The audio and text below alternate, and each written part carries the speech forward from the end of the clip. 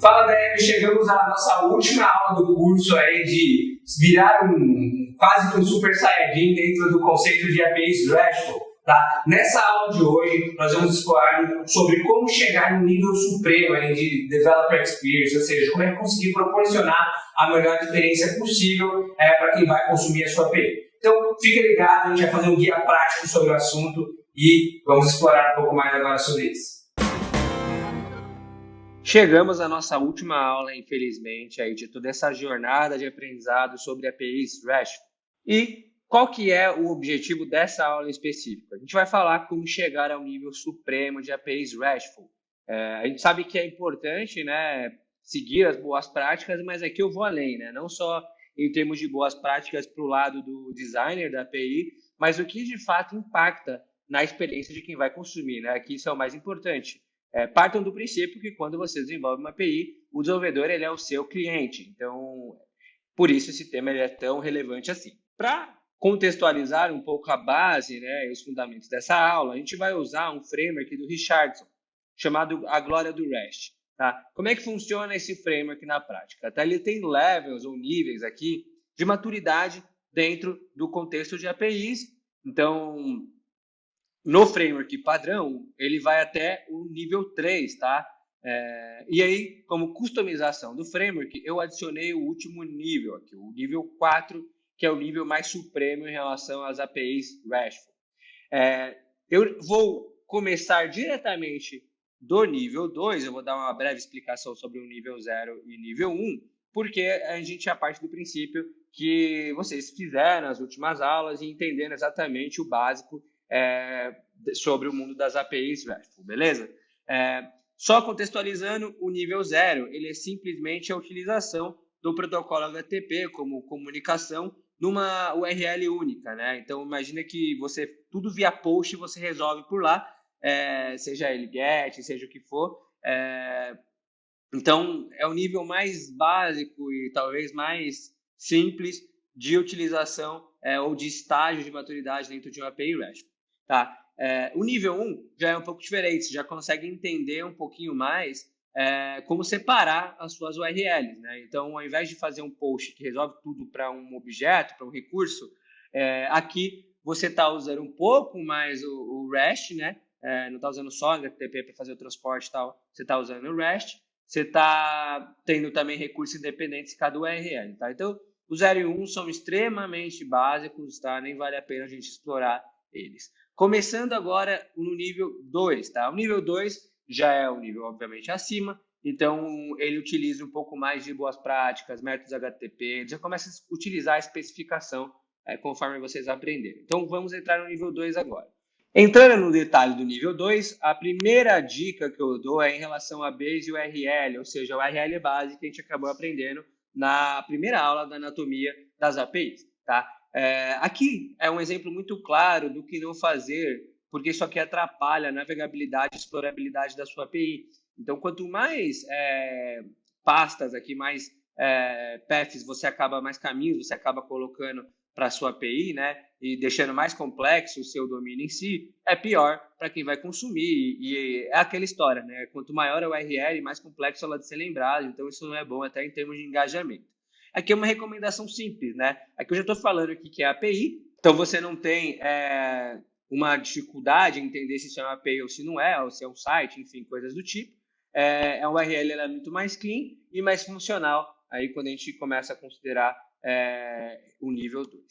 Uma outra dica é não usar verbos na URL. Isso é muito comum para quem está acostumado com RPC, Web Service, SOAP, XML e tal. Porém, quando a gente fala do mundo REST, esse não é o ideal. Então, quando você coloca verbo aqui dentro da URL, você naturalmente não está usando o que a especificação direciona, tá? Como boa prática. Até porque o HTTP, conforme vocês aprenderam, tem os seus próprios métodos que ajudam em todas as operações em si. Tá? Então, o recurso ele sempre permanece o mesmo, né? E o que muda na requisição é basicamente o método HTTP. Outra dica muito importante é em relação ao content type, ou seja, como é que você vai dar o mecanismo do consumidor selecionar um formato de dado ou não. Tem muita gente que utiliza na extensão da URL, eu não recomendo, porque você acaba sujando um pouco e tirando um pouco do que é recomendado pelo próprio protocolo HTTP. Aqui tem um formato claro, né? Existe um header específico para isso, então utilize ele, que é o Content Type, tá? Com isso, você mantém a sua URL intacta e provê uma boa experiência. Uma outra dica importante é manter a URL clean, tá? E simples, em termos de hierarquia. Agora a gente está comentando. Bom, nesse primeiro exemplo aqui, que não é recomendado, a gente tem uma navegação muito complexa, né? Porque são N níveis aqui até eu conseguir chegar na informação que eu quero. A recomendação é, faça uma mistura disso com query string. Então, use no máximo 3 níveis, tá? Esse é um exemplo claro de como é que você consegue ter uma clareza na URL do que está acontecendo em termos operacionais, né? Então, aqui você navega, coloca ID, navega, coloca ID e depois coloca uma query string aqui para, de fato, retornar o dado que o cliente espera de uma maneira simples e fácil dele conseguir compreender, tá? Essa eu nem precisava falar, mas vale citar aqui, tá? No nível 2, é claro que a gente precisa utilizar os status code para informar em termos de comunicação e trazer padronização para o cliente, tá? Então, essa é óbvia, mas ela está aqui também como uma das etapas necessárias para se atingir esse nível 2. Ainda no nível 2, a paginação e filtro, eu quero dar algumas recomendações práticas, né, para isso. A primeira delas é a utilização de offset limit. Então, eu já comentei sobre isso numa aula específica de paginação. Quem quiser saber um pouco mais, é legal fazer essa aula. Então, essa é a técnica que eu recomendo. Uma outra questão muito importante é, caso você não utilize offset limit, estiver usando paginação com page size, especifique aonde começa a sua paginação. Tá? Porque se você não especifica, vamos supor que o desenvolvedor vai consumir a página 1 e a página 0 vai ter o mesmo resultado, isso é uma péssima experiência. Então, se você vai usar page size, pelo menos especifique se a busca começa na página 0 ou na página 1. Um outro ponto importante é você disponibilizar uma flexibilidade de range de data, porque muitas das vezes o consumidor ele quer entender e pegar um dado específico, né? E se você deixa isso de forma fechada, você vai fazer ele fazer mais requisições e talvez não conseguir o dado que ele queria, enfim, consumindo mais infraestrutura do seu lado também. Então, se você conseguir criar mecanismos aqui de ranges de datas, com certeza você já vai facilitar muito quem vai consumir. Um outro ponto importante é não colocar filtros obrigatórios que anulam o objetivo da busca, né? Você tem que tomar muito cuidado com o que você vai colocar required ou não em um filtro dentro da sua API. Aqui alguns exemplos ruins, né? Então, aqui notem que é uma API de ticket, que busca tickets, né? E o ID obrigatório aqui é do agente do ticket. Então, nota que não faz sentido, você está anulando a responsabilidade do que está aqui, tá? E é isso que eu comentei aí no último slide. É muito importante que a responsabilidade ela esteja muito alinhada com o que se diz em termos de endpoint, né? E se você coloca esse filtro aqui, você vai estar criando um trabalho burro do lado do cliente e do server também. Em relação a nível 3, né, agora a gente vai falar de coisas mais avançadas até Hypermedia em si, e já tem uma preocupação mínima do qual é a experiência de um desenvolvedor, tá? Mas ainda não muito avançada, conforme a gente vai ver no nível 4. Bom, aqui, primeira dica, versionamento. Essa dica é bem importante, né? A gente tem N exemplos de tipos de versionamento. Você pode versionar tanto na URL, tanto no header. Vocês também viram, a gente teve uma aula específica para isso, mas de forma muito sucinta, a recomendação é que você utilize o versionamento aqui via path na URL, né? Então você está colocando, especificando ele aqui. E se para você customizar uma versão menor, né, e deixar acesso navegáveis à versão menor, você pode criar um header customizado de que especifica a data daquela versão e caso o cliente não especifique, sempre retorna a última versão. Então esse é o melhor modelo em termos de recomendação quando a gente fala da experiência do developer. E tomem muito cuidado com a quantidade de versões que vocês publicam, né? Porque notem nesse exemplo aqui o quanto que assusta você olhando como primeira impressão versão 21, né? Aí você fica com medo de quebrar o seu cliente, enfim. Então não é o melhor dos mundos, é até um pouco assustador.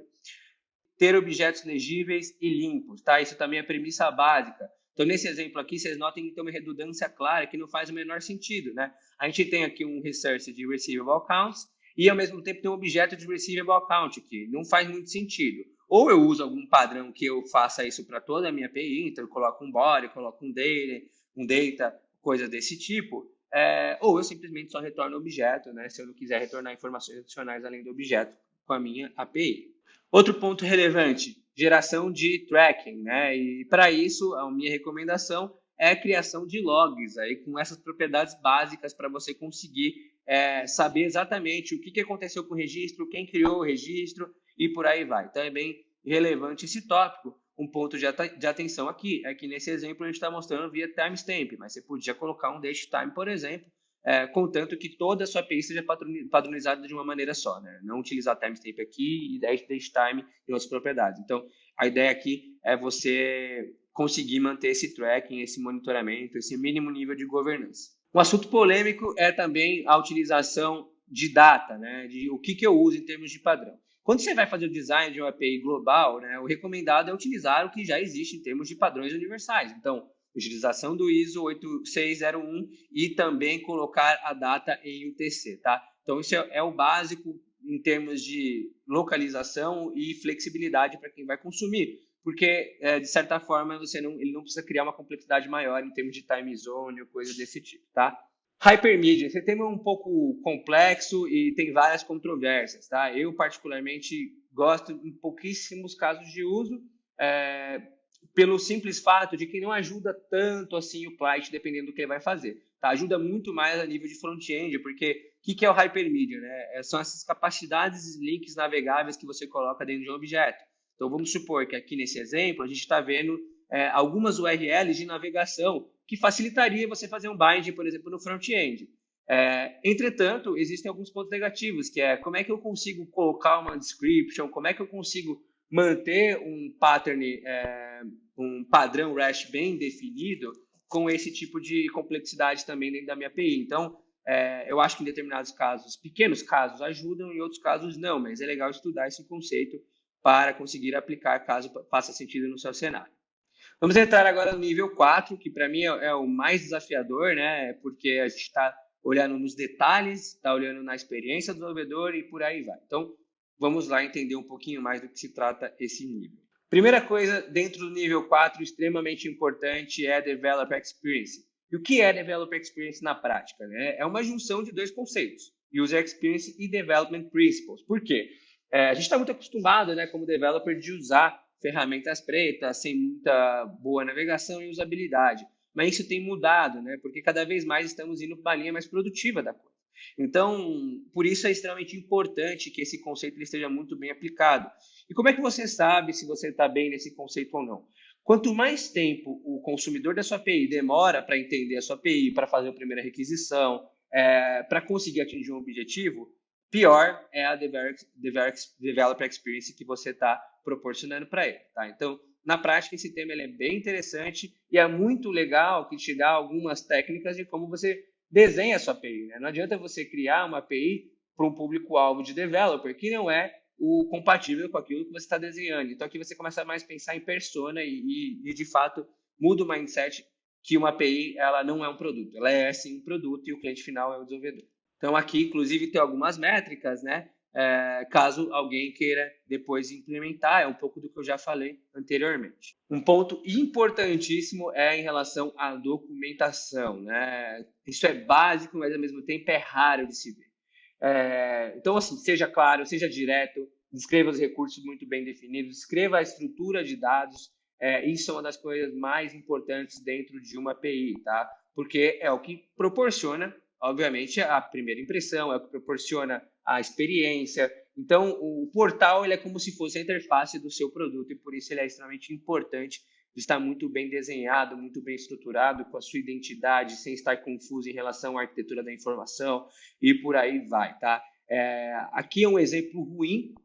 Notem que eu tenho aqui um body, mas eu não sei a descrição de cada propriedade, então eu como consumidor eu fico até perdido de entender o que cada propriedade faz, tá? E aqui eu já vejo um outro exemplo, que também é um post, mas eu tenho um detalhe de cada propriedade, uma descrição falando inclusive de valores defaults e coisas desse tipo, o que é muito importante em termos de curva de aprendizado, para quem vai consumir uma API, tá? Então, isso é extremamente recomendado e, mais uma vez, eu sei que dá trabalho, mas isso leva a sua API para um outro nível. Outro ponto interessante é a parte rate limit. A gente também aprendeu um pouco mais sobre esse tema na aula sobre políticas, né? Você tem que tomar muito cuidado em relação ao caso de uso da sua API. Por quê? Imagina que alguém vai fazer algum consumo em massa para fazer um BI, alguma coisa desse sentido. Se você coloca um rate limit muito baixo, isso prejudica bastante a experiência do desenvolvedor. Tá? Então, minha recomendação é que você comece com pelo menos 40 requisições por minuto. Isso vai variar muito do seu business model, mas aí você começa a coletar feedbacks, começa a entender exatamente aonde que dá rate limit ou não, e vai aumentando isso conforme os casos de uso que você vai descobrindo. Tá? Mas não comece com algo extremamente baixo, porque isso cria uma má impressão. Uma outra técnica super relevante em termos de nível 4, né, é ser event-driven. O que isso quer dizer? Ao invés de você ficar esperando uma requisição de um front-end, de uma aplicação ou de outra API, você vai ser proativo nisso. Então, a sua API ela vai ter um webhook, por exemplo, e vai ter um mecanismo de notificação para quem se inscreveu de entender aquela informação, né, de saber aquela informação. Então, vamos supor que você tem uma outra API aqui, que é um subscriber. Ele vai ter a informação conforme ela aconteça em real time. Isso economiza muito tráfego de rede, processamento de servidor e por aí vai. Além de gerar uma ótima experiência para o developer que está consumindo, porque ele não precisa ficar fazendo pooling, ou seja, ficar batendo toda hora na sua API. Outro ponto super relevante é, além de você usar os status code, é você conseguir criar mensagens de erro dev-friendly. Tá? O que isso quer dizer na prática? Nesse exemplo, vocês podem notar, um exemplo da API do Twilio, que além do exception e além do código do status code que a gente tem aqui, você recebe uma mensagem com mais detalhes, uma URL para você navegar caso você queira. Então, ele mistura um código interno com um status code e com isso consegue trazer um detalhamento de erro muito melhor. Ou seja, o desenvolvedor não fica perdido ao utilizar a sua API e encontrar um problema. E por último, tenha um ambiente de desenvolvimento sandbox ou mantenha algum mecanismo para que o desenvolvedor consiga navegar e fazer chamadas o mais rápido possível dentro da sua API. Esse é o melhor dos mundos, é você ter um sandbox com dados, inclusive, que não são produtivos, né, e dar essa gestão de ambiente para o developer. Mas se você não conseguir, faça o mínimo, por exemplo, dê um ambiente para que ele consiga fazer requisições o mais rápido possível. E, então, essa técnica de sandbox ela é bastante interessante para quem quer proporcionar uma ótima developer experience. É isso, pessoal. Espero que vocês tenham gostado bastante da nossa jornada de APIs RESTful. E espero que vocês tenham aprendido e consigam chegar aí ao nível supremo de APIs RESTful. Espero que a gente se veja aí no próximo curso em breve e muito obrigado pela atenção de todos. Valeu! Chegamos ao final do último curso da nossa longa jornada aí de aprender um pouco mais sobre APIs RESTful. Então, apenas recapitulando, falamos um pouco mais sobre a anatomia do API, sobre performance, sobre política e muito mais. Então, se você perdeu uma dessas aulas, por favor, volte às etapas anteriores, veja os últimos vídeos. E é isso, tá? Espero que vocês tenham aprendido bastante. Obrigado aí pela disponibilidade, obrigado pela atenção de vocês e espero te ver em breve. Valeu!